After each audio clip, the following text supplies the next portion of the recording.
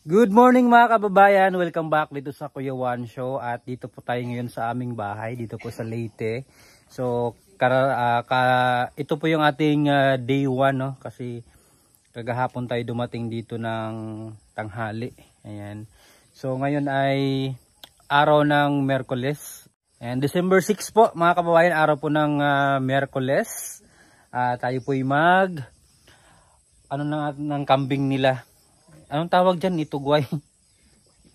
Oo. So dadalhin namin yung mga kambing doon sa mga damo. Ayan, kinain na nga nila dito yung mga saging na ano. Ba't pinabayaan lang na yung saging? Hinog na? Or may sakit? May sakit? Ay, lata. Ayan, kasama ko yung aking pamangkin.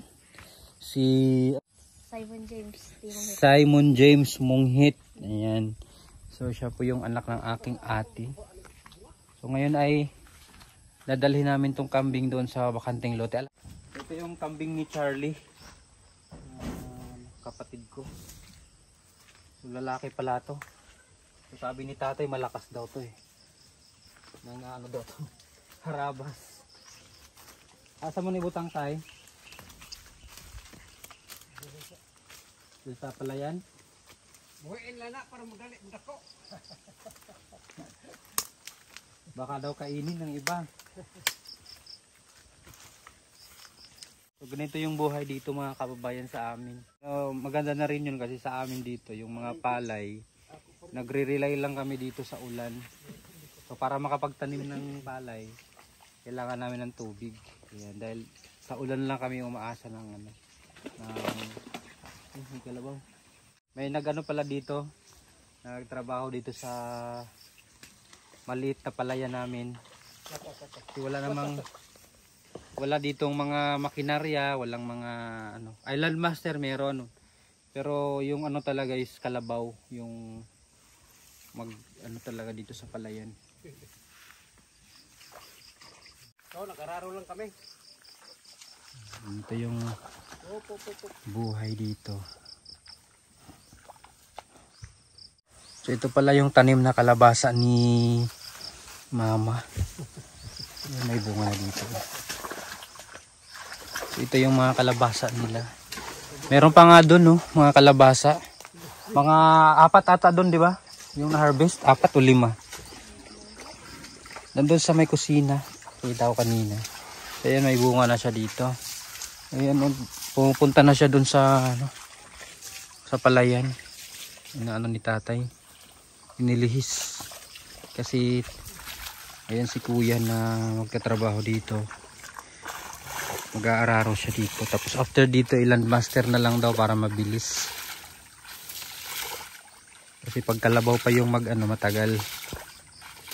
Yung problema lang namin dito yung tubig kasi paubos na daw yung tubig dun sa kabilang pitak ng palayan. So dito may tubig pa. So ando naman yung kapatid ko si Charlie. Ayun ayun yung hanap buhay niya din dito sa amin. Sobrang sipag niya, ayaw talaga niyang tumigil sa ng tuba.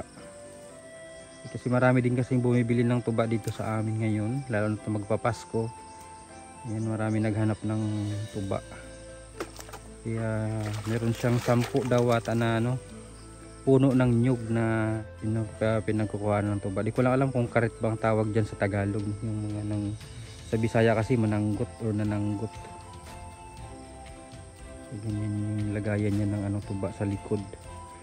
Para pag akyat ng puno hindi siya mahirap. Ilagay lang sa likod.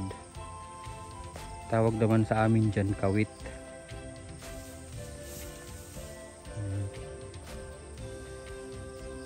Sinasalin na po niya yung kanyang nakuhang tuba doon sa puno ng nyug. Yan doon sa container na bit-bit niya.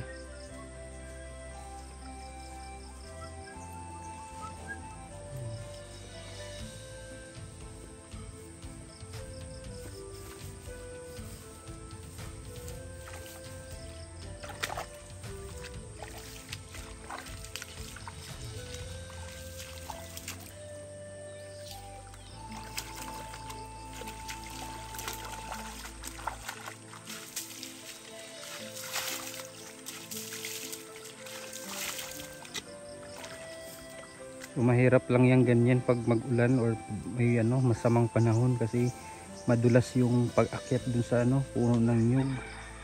Tas malakas pa yung hangin, nakakatakot din. Para kang dinuduyan dun sa taas.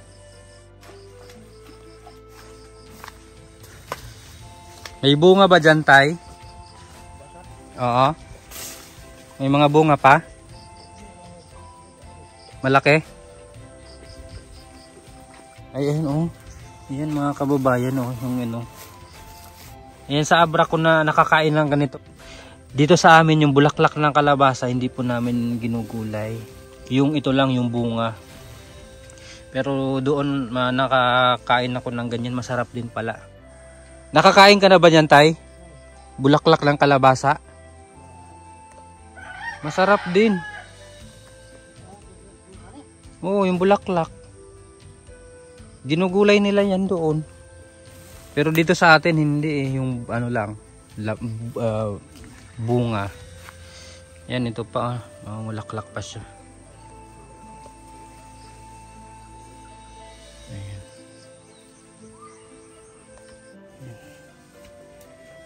May libre dito mga gulay. Nagsawa na nga sila mama. Nagsawa ka na rin, Mon? Hindi ka nagsawa sa kalabasa? Uy, may dito natanggal nung sayang oh. Bunga na sana to ng kalabasa. Pero nahulog, di ko alam kung natanggal. Ayan, so silipin natin dito sa kabila.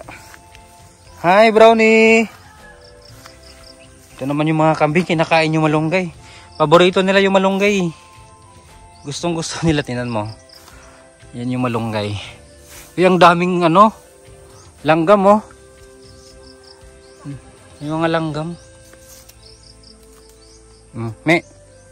Dali. Ayan na siya oh. Uy, ingat ka kasi may mga ayan, may langgam. Oh, ito. Paborito nilang malunggay eh. Wala na. Ilang taon na to, Mon? Maano na yung sa kanila yan. Maano na yung kanyang sungay, matanda na yata to. Turo na.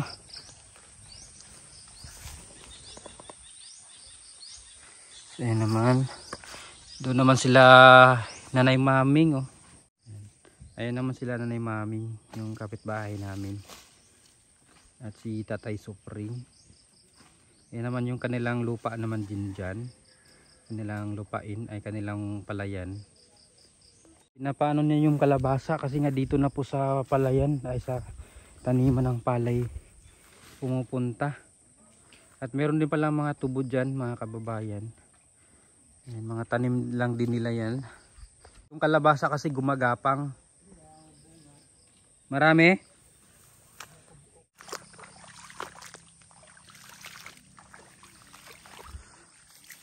Dali mo dito yan, Mon. Ito may bunga.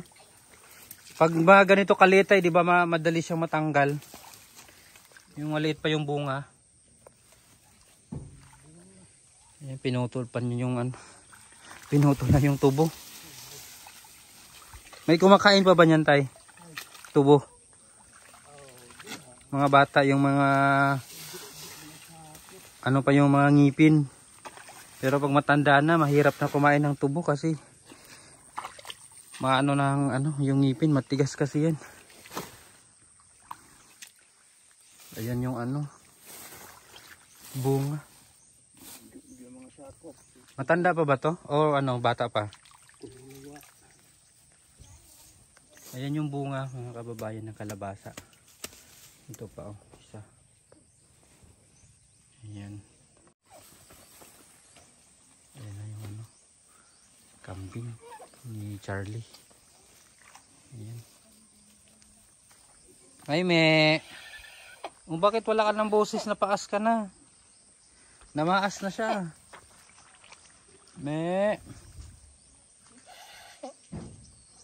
Ganun talaga yung boses niya? Hindi yung buo?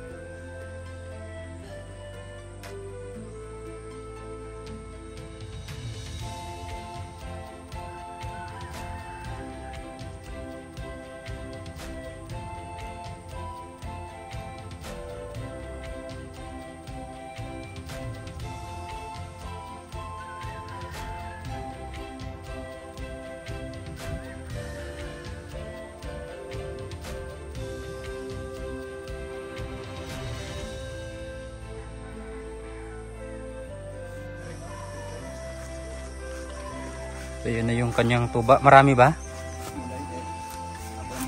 Ano i-transfer mo yan, di ba? Pwede report din nila isa. Kunti lang. And every morning yan yung panguha, di ba? Pang-harvest. Ah.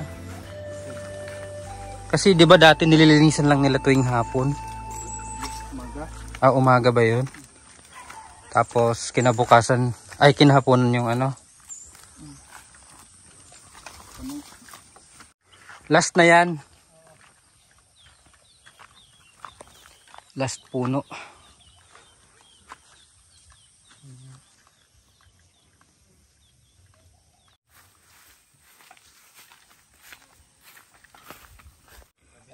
So yan pala mga kababayan yung ano, yung halaman dito. So yun po'y nakikita ko sa ano, nung panahon ng pandemic, maraming nag-online yan, no? Online selling. At may nakita pa nga ako dun na 1 milyon yung ganyang halaman.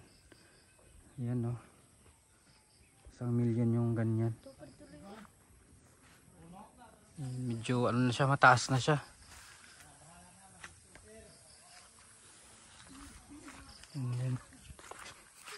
Hindi ko lang alam anong pangalan nito. Pero maganda siya, no? Maganda tingnan. Ito pa yung mga kasama niya, kaso maliit pa. Yan yung katawan. Ayan, no? Yan. So yan pala yung langka nila dito mga kababayan. May bunga na siya. So kailangan po siyang tirap. Alam mo yun, Mon? Balutin. Babalutin ng sako o kaya plastic para hindi siya dapuan ng ano. Kasi masisira yan pag hindi ibabalot eh. O malata. Baka matamis ba to? No, yun sayang. At syempre meron din silang papaya dito mga kababayan, no. Meron pa doon, oh, may hinog na pala doon. Ayan, oh. Hinog na. Parang against the light. Ayan, oh, hinog na. Sayang. So yan po mga kababayan, yung ating vlog dito po sa amin, no? Dito po sa Leyte. So maraming salamat po sa pagsubaybay. Please don't forget to subscribe po dito sa Kuya Juan Show, kay Kupars Vlog, kay Tita PB Love, ang PB Love channel po. At kay Danso Black TV, kay Kuya Terzo the Explorer, at kay Master Goteng. Ayan, thank you so much po at Merry Christmas po sa ating lahat. Bye-bye!